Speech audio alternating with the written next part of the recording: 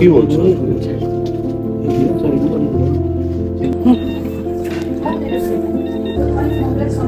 Surgery ಕರ್ಕೊಂಡೋದ್ರು. ನಾನು ನೆನೆಸ್ಕೊಂಡ್ರೆ ಅದೆಲ್ಲ ಹೊಡ್ಕೊಳ್ಳುತ್ತೆ. Hi guys, so ಒಂದು ಮೇಜರ್ ಅಪ್ಡೇಟ್ ಇದೆ. ಮತ್ತೆ ಹಾಸ್ಪಿಟಲೈಸೇಷನ್ ಆಗ್ತಾ ಇದೆ. ನನಗಲ್ಲ, ನಾನು ಹುಷಾರಾದೆ, ಆದರೆ ಅಪ್ಪನಿಗೆ ಹಾಸ್ಪಿಟ್ಲಲ್ಲಿ ಇವಾಗ ಹಾಸ್ಪಿಟಲೈಸೇಷನ್ ಆಗ್ತಾ ಇದೆ. ಸೊ ಒಂದು ಪ್ರಾಬ್ಲಮ್ ಆಗಿತ್ತು ಅವರಿಗೆ. ಸುಮಾರು 1 ವರ್ಷದಿಂದ ಅಂಡರ್ ಟ್ರೀಟ್ಮೆಂಟಲ್ಲೇ ಇದ್ದರು. ಸರಿ ಹೋಗುತ್ತೆ ಅಂತ ಒಂದು ನಂಬಿಕೆಯಲ್ಲಿ ಎಲ್ಲ ಥರ ಟ್ರೀಟ್ಮೆಂಟ್ಸು ಟ್ರೈ ಮಾಡಿದ್ರು. ಬಟ್ ಇವಾಗ ವರ್ಕೌಟ್ ಆಗಲಿಲ್ಲ. ಇವತ್ತು ಅಪ್ಪಂಗೆ ಒಂದು ಆಪ್ರೇಷನ್ ಆಗ್ತಾ ಇದೆ.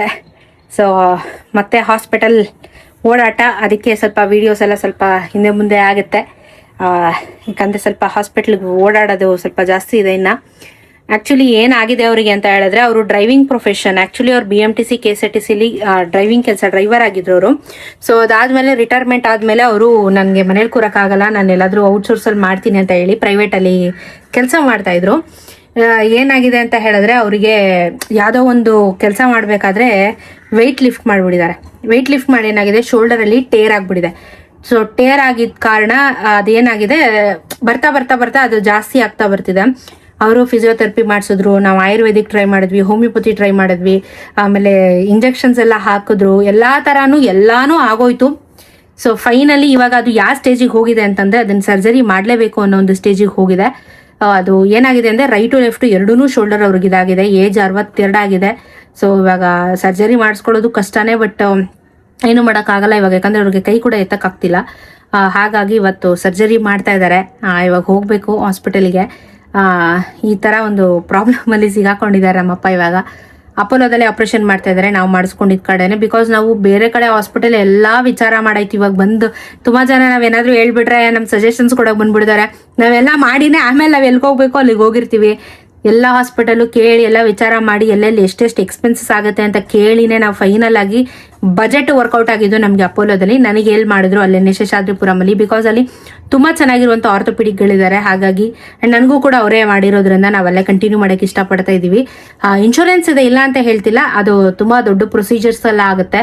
ಇನ್ಶೂರೆನ್ಸ್ ಬಗ್ಗೆನೂ ನಾನು ಹೇಳಿದೆ, ಆಲ್ರೆಡಿ ನಾವು ಪ್ರೀ ಅಪ್ರೂವಲ್ ತೊಗೊಂಡ್ಬಿಟ್ಟಿದ್ದೀವಿ. 2 lakh insurance already pre approval ತೊಗೊಂಡಿದ್ದೀವಿ ನಾವು. ಸೊ ಆ ಇನ್ಶೂರೆನ್ಸ್ದು ಪ್ರೀ ಅಪ್ರೂವಲ್ ಎಲ್ಲ ತೊಗೊಂಡು ಬಂದಾಗಿ ನಾವು ಆಲ್ರೆಡಿ 2 ದಿನ ಆಗಿದೆ. ಸೊ ಇವಾಗ ಏನಿದ್ರು ಡೈರೆಕ್ಟಾಗಿ ಹಾಸ್ಪಿಟ್ಲಿಗೆ ಹೋಗಿ ಅಡ್ಮಿಟ್ ಮಾಡೋದು, ಮಧ್ಯಾಹ್ನ ಸರ್ಜರಿ ಮಾಡ್ತಾರೆ. ಸೊ ಇವಾಗ ಹಾಸ್ಪಿಟ್ಲಿಗೆ ಹೋಗಬೇಕು. ಏನಾಗುತ್ತೆ ಎಷ್ಟು ದಿನ ಏನು ಕತೆ, ಸ್ವಲ್ಪ ಟೆನ್ಷನ್ಸ್ ಇದೆ. ಆ್ಯಂಡ್ ಏಜ್ ಫ್ಯಾಕ್ಟ್ರು ಮ್ಯಾಟ್ರ್ ಆಗುತ್ತೆ. ಮತ್ತು ಕೈ ಎತ್ತಕ್ಕಾಗಲ್ಲ ಅನ್ನೋ ಪರಿಸ್ಥಿತಿ ಬಂದಾಗ ಈ ಶೋಲ್ಡರಲ್ಲಿ ಇವಾಗೇನೋ ಸರ್ಜರಿ ಮಾಡ್ತಾರೆ. So hope for the best. ನಿಮ್ಮ ವಿಶಸ್ ಇರಲಿ, ನಿಮ್ಮ ಬ್ಲೆಸ್ಸಿಂಗ್ಸ್ ಇರಲಿ. ನನಗೆ ಹೆಂಗೆ ಬ್ಲೆಸ್ ಮಾಡಿ ಬೇಗ ಹುಷಾರು ಮಾಡಿಕೊಂಡೆ, ಅದೇ ಥರ ನಮ್ಮ ಅಪ್ಪನೂ ಇವಾಗ ಬೇಗ ಹುಷಾರಾಗಲಿ. ಬಿಕಾಸ್ ಇವಾಗ head of the family is getting surgery. ಏನು ಹೇಳೋಕ್ಕಾಗೋ ಪರಿಸ್ಥಿತಿಯಲ್ಲಿಲ್ಲ ನಾವು. ಬೇಜಾರಾಗುತ್ತೆ. ಒಂದು ಕಡೆ ಯೋಚನೆ ಮಾಡಿದ್ರೆ ತಲೆ ಕೆಡುತ್ತೆ. ಏನೇನೋ ಸಮಸ್ಯೆಗಳು. ನಂದಾಯ್ತು ಹಾಸ್ಪಿಟ್ಲು ಬೇಡ ಅನ್ನೋಷ್ಟೊತ್ತಿಗೆ ಆಗಲೇ ಒಂಥರ ಅದು ಏನು ಮಾಡೋಕ್ಕಾಗಲ್ಲ. It's okay, let's go. And ಅಪ್ಪ ಬೇಗ ಹುಷಾರಾಗಲಿ ಅಂತ ಕೇಳ್ಕೊಳ್ಳಿ.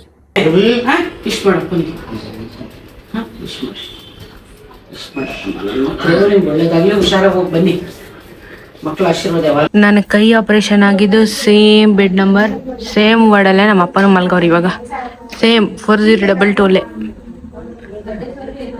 ಆಯಿತು ಎಲ್ಲ ಅಡ್ಮಿಷನ್ ಎಲ್ಲ. ಇವಾಗ ಖಾಲಿ ಹೊಟ್ಟೆಲಿದ್ದೀವಿ, ಬರಬೇಕು.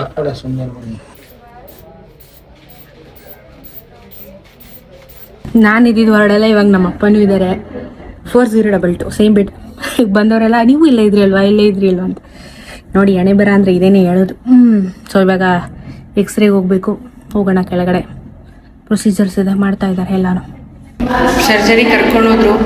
ನಾನು ನೆನೆಸ್ಕೊಂಡ್ರೆ ಅದೆಲ್ಲ ಹೊಡ್ಕೊಳ್ಳುತ್ತೆ. ಹಾರ್ಟ್ ಟೆಸ್ಟು, BP ಎಲ್ಲನೂ ಮಾಡಿದ್ರು. ಎಲ್ಲ ನಾರ್ಮಲ್ ಇದೆ. ಶುಗರ್, BP, ಥೈರಾಯ್ಡ್ ಏನೂ ಇಲ್ಲ. ಸೊ ಸರ್ಜರಿಗೆ ಹೋಗಿದ್ದಾರೆ.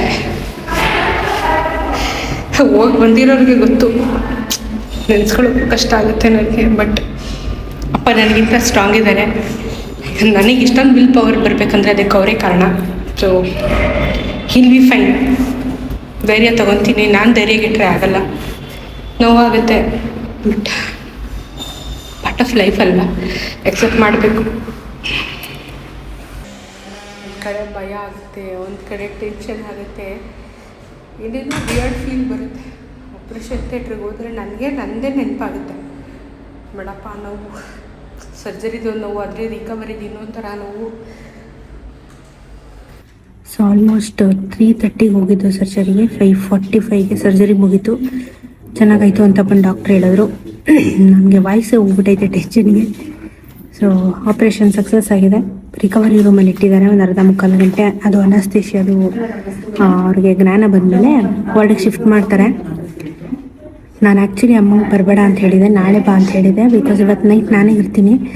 ಅವರು ಸುಮ್ಮನೆ ಬಂದರೆ ಅವ್ರಿಗೂ ಟೆನ್ಷನ್ನು, ಮತ್ತು ಏನಾದರೂ ಇನ್ಫೆಕ್ಷನ್ ಆಗುತ್ತೆ ಅಂತ ಭಯ ನನಗೆ. ಶುಗರು ಇದೆಯಲ್ಲ, ಅದಕ್ಕೆ ನಾನೇ ನೋಡ್ಕೊತಾ ಇದ್ದೀನಿ.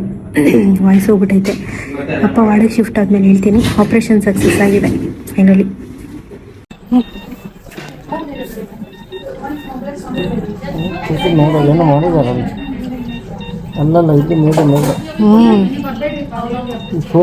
ಕೂತ್ಕೊಂಡು ಬಾಯೊಳಗೋಗಿದೆ. ಆಚೆ ಹೋಗ್ಬಿಟ್ಟು ಒಂದು ವಡೆ ತಗೋಬ ಅಂತವ್ರೆ.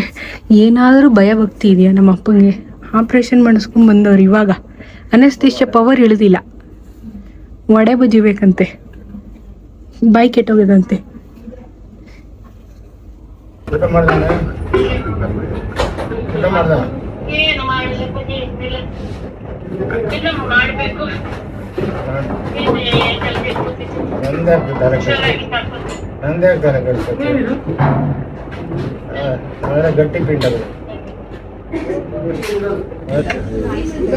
ಅದು ಊಟ ಮಾಡ್ತಾ ಇದ್ದಾರೆ, ಸಪ್ಪೆ ಊಟ.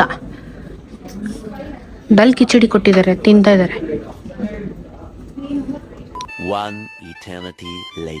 ನಾನು ಮನೆಗೆ ಬಂದೆ, 5 ಗಂಟೆಗೆ ಮನೆಗೆ ಬಂದೆ. ಸ್ವಲ್ಪ ಫ್ರೆಶ್ ಅಪ್ ಆಗ್ಬಿಟ್ಟು ಇವಾಗ ಅಮ್ಮನ ಕರ್ಕೊಂಡು ಹೋಗೋಣ ಅಂತ ಹೇಳ್ಬಿಟ್ಟು. ಸೊ ಅಮ್ಮನೂ ಮಕ್ಳಿಗೆಲ್ಲ ಊಟ ಮಾಡಿಸ್ತಾ ಇದ್ದಾರೆ. ತಿನ್ಸ್ಬಿಟ್ಟು ಹೋಗ್ತೀವಿ ಹಾಸ್ಪಿಟಲ್ಗೆ. ನಾನು ನೈಟ್ ಅಲ್ಲೇ ಇದ್ದೆ.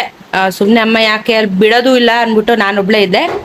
ಇವಾಗ ಒಂದು 7 ಬಂದಿದ್ದೀನಿ. ಒಂದು 1 ಅವರಲ್ಲಿ ವಾಪಸ್ ಬರ್ತೀನಿ ಅಂತ ನೋಡ್ಕೋತಾರೆ ಸಿಸ್ಟರ್ಸ್. ಏನು ತೊಂದರೆ ಏನಿಲ್ಲ.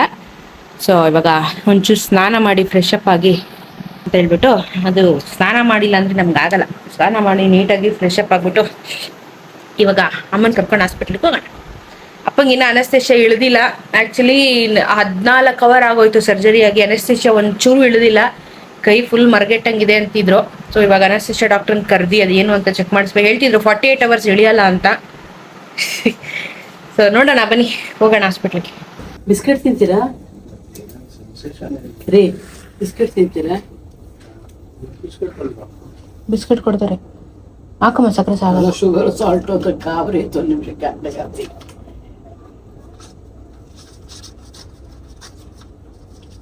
ಅಮ್ಮ ಅವರು ನೆನ್ನೆ ಕ್ಲಿಯರ್ ಆಗಿ ಹೇಳಿದ್ರು, ಕೆಲವ್ರಿಗೆ 24 ಅವರ್ಸು, ಕೆಲವ್ರಿಗೆ 48 ಅವರ್ಸು ಅನಸ್ತೇಷಿಯಾ ಪವರ್ ಇಳಿಯಲ್ಲ ಅಂತ. ಬರೀ ಹುಟ್ಟಿದ ತಕ್ಷಣ ಅಂಬೆಗಾಲ್ ಇಟ್ಕೊಂಡು ನೆಕ್ಸ್ಟ್ ಕಾಲೇಜ್ ಹೊರಟು ಬಿಡ್ಬೇಕು ಅವರು. ಇಷ್ಟು ಕುಡೀರಿ.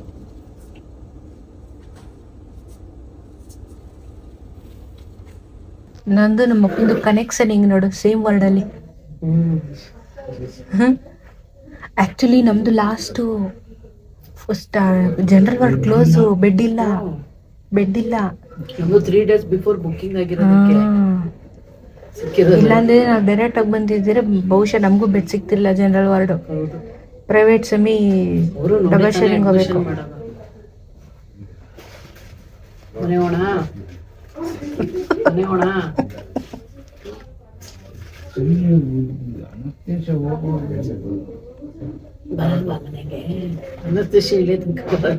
ಹಾಗಾದ್ರೆ ಇನ್ನೊಂದು 2 ದಿನ ಇರ್ತೀವಿ ಹಾಸ್ಪಿಟ್ಲಲ್ಲಿ. ಮಾ ಎಷ್ಟು ತರ್ಲೆ ಅಂದ್ರೆ ತುಂಬಾ ತರ್ಲೆ ಮಾ. ಅಪ್ಪ ನೀವು ಡಾಕ್ಟರ್ ಅಲ್ಲ, ಇದನ್ನೇ ಯಾಕೆ ಅಲ್ಲಾಡಿಸ್ತಿದ್ರೆ? ಬೆರಳಲ್ಲಿ ಆಡಿಸಿ, ಇದನ್ನೇ ಫುಲ್ಲಲ್ಲಿ ಬಾಡಿಯಲ್ಲಿ ಆಡಿಸ್ತಾರೆ.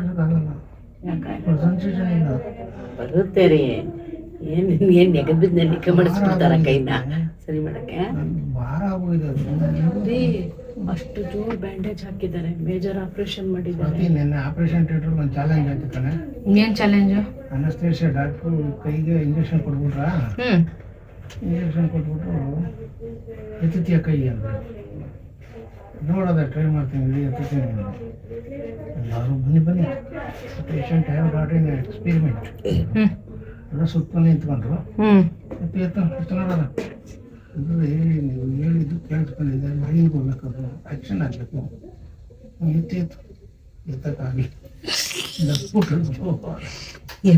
ಅನಸ್ತೇಶ ಕಟ್ ಮೇಲೆ ಎತ್ತಕ್ಕಾಯ್ತದ ಏನ್ ಆಟ ಆಡ್ತಿರಲ್ಲ ಮರ್ಗೆಟ್ಟೋಗಿ ಫುಲ್ ಭಾರ ಆಗ್ಬಿಡುತ್ತೆ. ಡಾಕ್ಟರ್ ಕಾಮಿಡಿ ಮಾಡ್ಕೊಂಡ್ ಕೂತಾರ ಓಟಿಲಿ.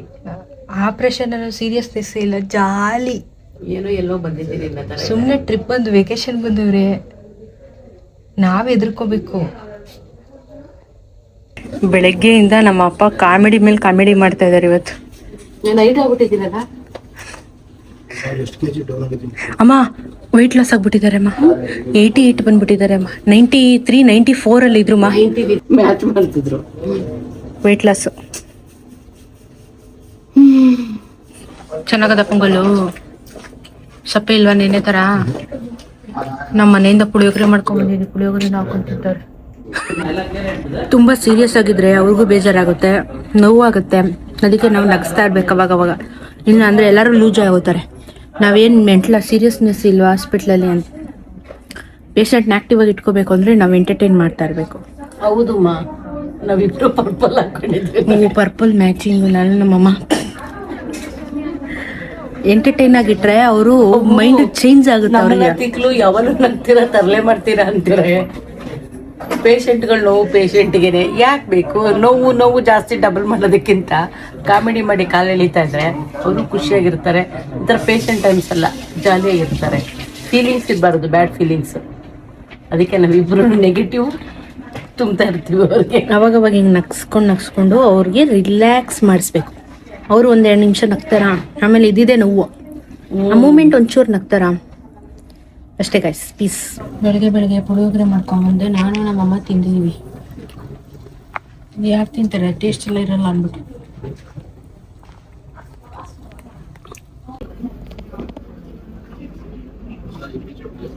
ಅನಸ್ತೇಶ ಜಾಸ್ತಿ ಹಾಕ್ಬಿಟ್ಟಿದ್ದೀರಾ ನಿನ್ನೆ? ಇಷ್ಟೋ 1 ಅವರ್. ನನಗೆ ಬೇಗ ಬಂದ್ಬಿಟ್ಟಿತ್ತು. ನಿಮಗೆ ಇಲ್ಲಿ ಮಾಡಿದ್ದಲ್ಲ, ಅಲ್ಲಿಗೂ ಇಲ್ಲಿಗೂ ಭಾಳ ವ್ಯತ್ಯಾಸ. 7.5. ಇಷ್ಟೇನಾ? Key also.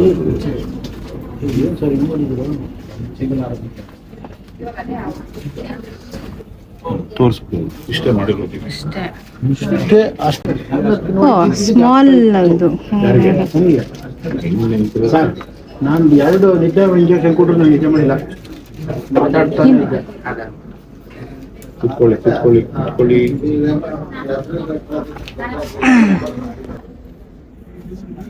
1 2 3 4 ಹೋಲ್ಸ್. ಹೇಳಿದೆ ಅವ್ರಿಗೆ, ಏನು ಸ್ವಲ್ಪ ಕೆಲಸ ಆಗಿತ್ತು. ಮಗಳು ಸ್ಕೂಟ್ರಲ್ಲಿ ಸ್ವಲ್ಪ ಹಿಂದೆ ಕೂತ್ಕೊಂಡು ಅದನ್ನ ಮಾತ್ರ ಮಾಡಬೇಡಿ. ಕೋರ್ಟ್ ಹಾಕೊಂಡು ಬೇಕಾದ್ರೆ ಲೆಟ್ರು ತಗೊಳ್ಳಿ.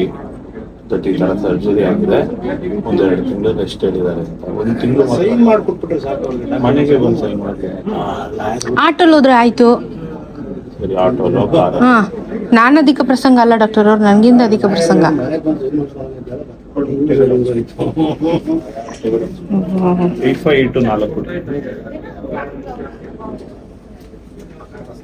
ಬಟ್ ಇದು ಹಿಂಗ್ ಬಿಟ್ರೆ ಏನಾಗಲ್ವಾ?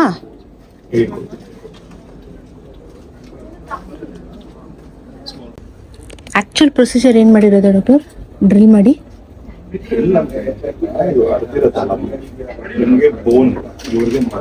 ಮಸಲ್ ಟೇರ್ ಆಗಿದೆಯಾ ಅವರಿಗೆ? ಹಾ.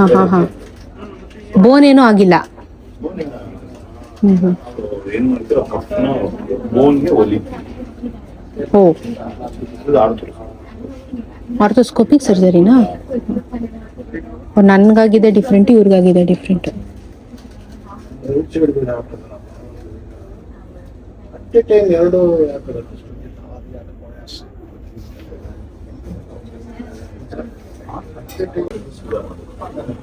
ಅದನ್ನ ಹೇಳ್ಕೊಡ್ತಾರೆ. ಹೇಳ್ಕೊಟ್ಟಾದ್ಮೇಲೆ ಮಾಡಬೇಕು. ಕೈ ಬರ್ತಿದೆ, ಸ್ವಲ್ಪ ಬರ್ತಿದೆ. ಬಂದಿದೆ ಅಂದ್ರೆ ಇದು ಬರ್ತದೆ. ಆದಷ್ಟು ಕೂತ್ಕೊಳ್ಳಿ, ಮಲಗಬೇಡಿ. ಓಕೆ, ಇವತ್ತು ಡಿಸ್ಚಾರ್ಜ್ ಮಾಡ್ತಾ ಇದ್ದಾರೆ, ರೆಡಿ ಮಾಡಿದ್ರು. ಸೊ ಇವಾಗ 11 ಗಂಟೆಗೆ ಸೂಪ್ ಎಲ್ಲ ಬರುತ್ತೆ. ಸೂಪ್ ಕೊಟ್ಟಿದ್ದಾರೆ, ಫ್ರೂಟ್ಸ್ ಕೊಟ್ಟಿದ್ದಾರೆ, ತಿಂತಾ ಇದ್ದಾರೆ. ಸೊ ಡ್ರೆಸ್ಸಿಂಗ್ ಎಲ್ಲ ಮಾಡಿ, ಇನ್ನೂ ಅನಸ್ತೇಶಿಯಾ ಪವರ್ ಇನ್ನೂ ಇಳ್ದಿಲ್ಲ. 24 hours ಅಂತ ಹೇಳಿದ್ರು, ಬಂದಿದ್ರು ಡಾಕ್ಟ್ರು. 24 hours ಆದಮೇಲೆ ಅವ್ರಿಗೆ ಸೆನ್ಸೇಷನ್ ಬಂದು ನೋವು ಶುರು ಆಯ್ತದೆ. ನಮ್ಮಪ್ಪ ಡಿಸ್ಚಾರ್ಜಿಗೆ ರೆಡಿ. ಟಡಾಂಗ್ ಡಿಸ್ಚಾರ್ಜ್ ಆಯಿತು. ಇವಾಗ ಹೋಗೋದು ಮನೆಗೆ ಅಷ್ಟೇ. ಸರಿ, ನಾನೆಲ್ಲಿ ನೋಡಿದೆ ಮನೆ ಅಲ್ಲ ಫೀಲ್ಸ್ ಹೆಂಗಿದೆ? ಇಂದ ಸ್ವಲ್ಪ ನೋವು ಬರ್ತಾ ಇಲ್ಲ. ಬಟ್ ಇನ್ನಿದೇನೆಲ್ಲ ಧೈರ್ಯವಾಗಿ ಫೇಸ್ ಮಾಡ್ತೀಯಲ್ಲ. ಏನು ಡೋಂಟ್ ಕೇರಾ? ಹಾಂ, ಡೋಂಟ್ ಕೇರ್ ಅಲ್ಲ, ಜ್ವರಗಳ don't care. Don't care. Full strong ನಮ್ಮಪ್ಪ. ನಮ್ಮ ಅಪ್ಪನ ಥರನೇ ನಾನು ಸ್ಟ್ರಾಂಗು. ಇದಕ್ಕೆಲ್ಲ ತಲೆ ಕೆಡ್ಸ್ಕೊಂಡ್ರೆ ಹುಚ್ಚರಾಗೋಯ್ತೀವಿ ಅಲ್ಲಪ್ಪ. ಇರೋಷ್ಟು ದಿನ ನೆಮ್ಮದಿಯಾಗಿರ್ಬೇಕು, ನಗಾಡ್ಕೊಂಡಿರ್ಬೇಕು, ಚೆನ್ನಾಗಿ ತಿನ್ಕೊಂಡು ಮೆಡಿಸಿನ್ಸ್ ತಗೊಂಡು ಲೈಫ್ ನೋಡ್ಕೋಬೇಕು ಅಷ್ಟೇ ಫ್ರೆಂಡ್ಸ್. ಜಾಲಿಯಾಗಿರ್ಬೇಕು ಫ್ರೆಂಡ್ಸ್. ಹಾಂ, ಜೀವನ ಏನಾಯ್ತು ಅಷ್ಟೇ ಅಲ್ವಾ, ಜಾಲಿ. ವಾಕಿಂಗ್ ಮಾಡ್ತಾವ್ರಿ. ಇವಾಗ ಇಳಿತೈತೆ. ನಾನು ಅನಸ್ತೇಷ ಪವರು 24 hours ಆಯಿತು ವಾಕಿಂಗ್ ಮಾಡ್ತಾ ಇದ್ರೆ. ಇನ್ಶೂರೆನ್ಸ್ ಅಪ್ರೂವ್ ಕಾಯ್ತಾ ಇದ್ದೀವಿ. ಸೊ ಅಪ್ರೂವ್ ಬಂದಮೇಲೆ ಹೊರಡೋದು. 6 ಕಣ್ಣು 3 ಕಣ್ಣು, ಯಾವ ಕಣ್ಣು, ಹೆಣ್ಮಕ್ಳ ಕಣ್ಣು, ನರ್ಸ್ ಕಣ್ಣು, ಡಾಕ್ಟರ್ ಕಣ್ಣು, ಬೇರೆ ಬೇರೆ ಗಿಡ ತೋರಿಸ್ತಿದ್ದಾರೆ.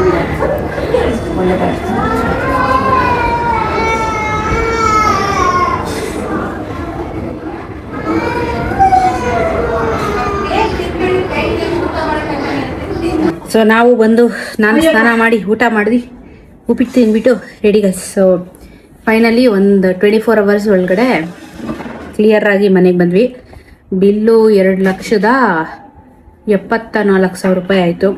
ನಮ್ಮ ಅಪ್ಪಂದು ನಮ್ಮ ಅಮ್ಮಂದು ಇಂಡಿವಿಜುವಲ್ ಇರೋದು 2 lakhs ಇನ್ಶೂರೆನ್ಸು. ನಂದು ಜಾಸ್ತಿ ಇದೆ, ಏಜ್ ಕ್ರೈಟೀರಿಯಾ ಅಂದ್ಬಿಟ್ಟು ಅವ್ರಿಗೆ 2 lakhs ಅಷ್ಟೇ ಇರೋದು. ಸೊ 2 lakhs ಇನ್ಶೂರೆನ್ಸು, ಮಿಕ್ಕಿ 77,000 ಅನ್ಸುತ್ತೆ ಕ್ಯಾಶ್ ಪೇ ಮಾಡಿ ಬಂದ್ವಿ. So surgery is done and 1 ತಿಂಗಳು ಬೇಕು ರಿಕವರಿ ಆಗೋದಕ್ಕೆ, ಬ್ಯಾಂಡೇಜ್ ಎಲ್ಲ ಬಿಚ್ಚೋದಕ್ಕೆ. ಸೊ ಕೈ ಹಿಂಗೆ ಇರುತ್ತೆ, ಸ್ವಲ್ಪ ಹುಷಾರಾಗಿ ನೋಡ್ಕೊಳ್ಳೋಣ. ಪ್ಲೀಸ್, ಥ್ಯಾಂಕ್ ಯು ನಿಮ್ಮೆಲ್ಲರ ವಿಶಸ್ ಆ್ಯಂಡ್ ಪ್ರೇಯರ್ಸ್ಗೆ.